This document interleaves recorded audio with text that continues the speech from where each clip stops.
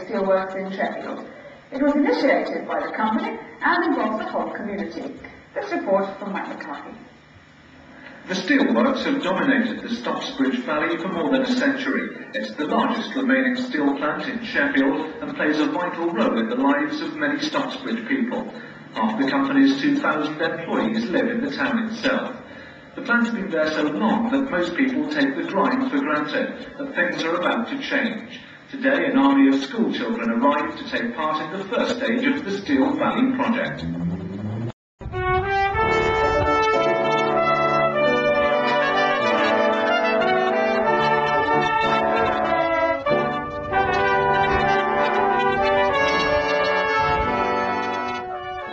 Hello, I'm Ian Bowes. I was the first project officer on the Steel Valley project back in 1988. I was here for the first 3 years, so I actually left in 1991. I've been back once or twice since, but probably about 10 years since I was last in Stocksbridge, so I'm very keen to see how a lot of the woodland we planted originally has developed, and see how the Steel Valley Walk is being used.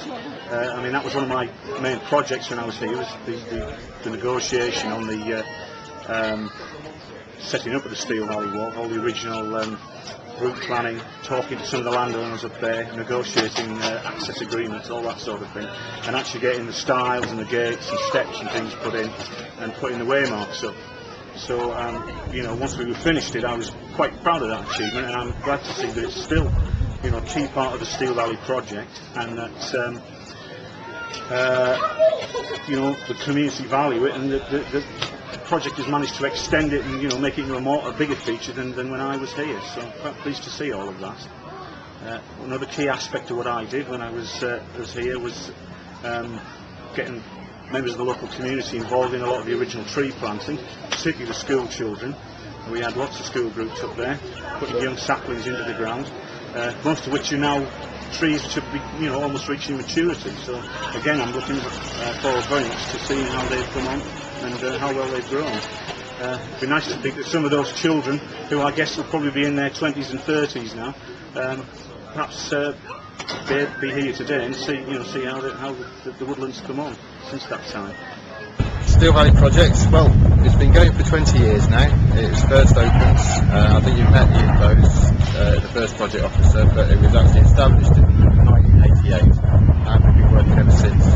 It's got bigger and bigger over the years. We've started off at the back of the steelworks in between the bypass, where they planted 100,000 trees, half of which were the local people. Since then, you know, we started covering woodlands in Stocksbridge, and then with the start of South Yorkshire Forest, we were established, so we covered all the valley going down towards Middlewood, bordered by Barnford to the north, and national parks to the south. We're here to do the walk for the Steel Valley project's 20 years anniversary. We're going to look at how it's changed the environment around Stocksbridge, the industry and the community.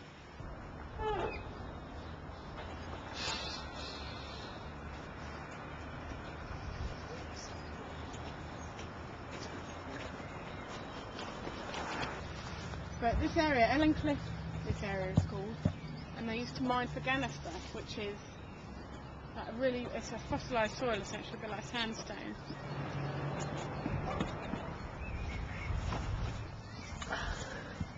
The James William Jenner Wood. The trees in the wood were planted by local school children during April 1990 as part of the Stocksbridge Steel Valley project. Hi, my name's John. I'm with the My Sheffield and we're going to interview Bob. So where are we at this time? Well, we're on the south side of the Little Don Valley.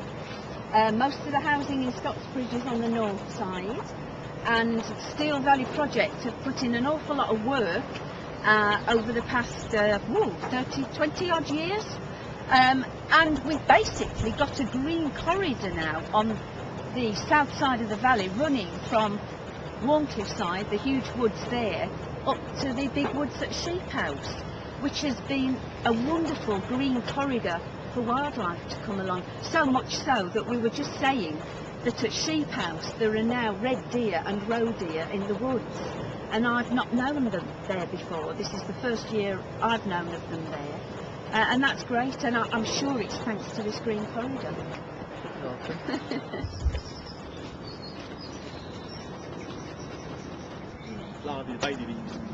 Where does the taste of the honey come from then? The taste of the honey depends on what they've been getting the nectar from. So they've just finished getting nectar from dandelions, so if there's any honey in these hives, there isn't much because the weather's been so rubbish, it'll probably be honey from nectar they got from dandelions, so that will give its taste, you know. And then the next things that come along, trees like chestnuts and other trees have flowers this time of year. And then yeah, there is. See a bee down there. There are all sorts of plants. So do you like honey yourself? Yes, that's lucky, isn't it?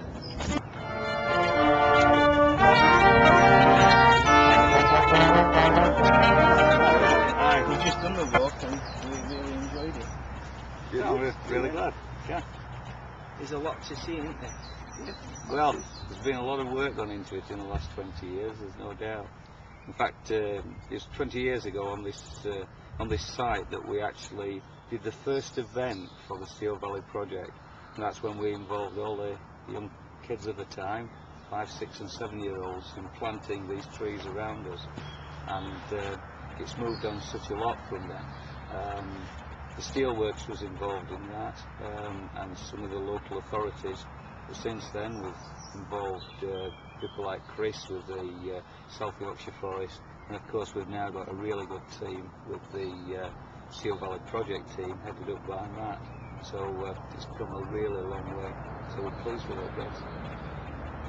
Yes, I think it's been an excellent project. When we set up the South Yorkshire Forest, which was in 1991, I looked at this area and I thought it had enormous potential because the landscape was so rugged and really very different from some of the other areas around Sheffield where we work, around the lower slopes of the Don Valley. And I thought that it would be a good idea to develop a project around the very rich history of this area. And it took a long time, but eventually we managed to get some Heritage Lottery funding because they recognised that actually this area does have potential to interpret the history and to work with people to get them out and appreciate the landscape. And they've given us around £500,000 to do the kind of works that we've been looking at, the footpath works which make it easier for people to get around, and also to manage some of these landscapes, to start to thin out the woodlands as they get bigger, and to work on the hedges, to lay the hedges, to repair stone walls. So all this work is being done in partnership, and Chorus is a part of that partnership, and so is the Steel Valley project. I'm managing the Steel Valley project, and I've been here for about 9 years, and at the moment we're taking people out, training volunteers, and working with community groups and schools and so on. We're putting around 20,000 hours a year just working in the local environment. I'm working with Chris and with partners such as the Heritage Lottery Fund.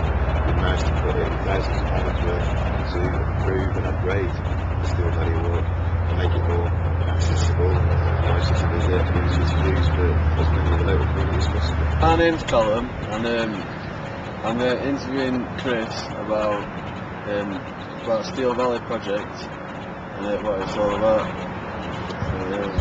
What is your job in this? Well, I'm Chris Craik. I'm the projects manager for the South Yorkshire Forest Partnership, which has been doing work here since the early 90s, so that's over 15 years ago now. But one of the things I was asked to do was to keep some of the areas open, so it's not all woodland, There are areas of grassland which attract butterflies and other insects. And also, at the time, it was very popular with kids that used to sledge up and down here in the winter.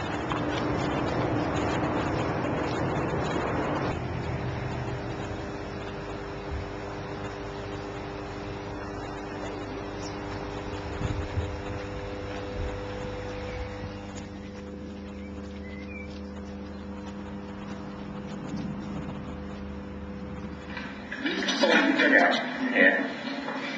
Put in, and as we do it, we're going to jiggle the tree around and make sure that the soil gets all around it. What will this look like in 15, 20 years' time? Well, hopefully here we'll have a small woodland with an open glade which people can walk through and enjoy the view. We'll never actually mask this enormous steelworks, but I think we can link woodland here with the surrounding woodland and moorland valley. See all those roots? Very careful with them. They're vitally important. Centuries ago, the valley's trees were chopped down and used as fuel to smelt iron. What the city's industry once took away is now being returned.